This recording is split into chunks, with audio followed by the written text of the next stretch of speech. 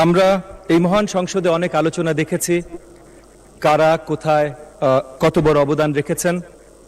তবে সবচেয়ে বড় অবদান বাংলাদেশের আপামর জনগণ রেখেছে, তরুণরা রেখেছে।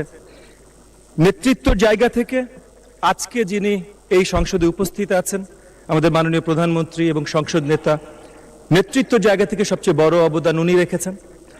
কিন্তু আজকে এই পার্লামেন্টে, এই মহান সংসদে যারা আছেন, আমার মনে এখানে এমন কেউ নেই যে বড়ভাবে এই কৃতিত্বের অধিকারী না।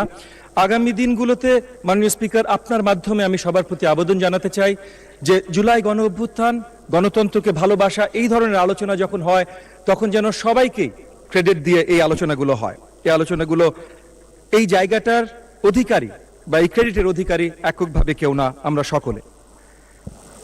দ্বিতীয়ত আলোচনা আনতে চাই জুলাই সনদ নিয়ে। যেহেতু আমাদের অনেক আলোচনা চলছে, জুলাই সনদের দুটো আঙ্গিক আছে, লিগ্যাল ম্যান্ডেট আর মোরাল ম্যান্ডেট। লিগ্যাল ম্যান্ডেট নিয়ে ট্রেজারি বেঞ্চ থেকে আমাদের পক্ষ থেকে অনেক আলোচনা এসেছে। মোরাল ম্যান্ডেটটা জনগণ নির্বাচনের মাধ্যমে পরিষ্কার করে দিয়েছে।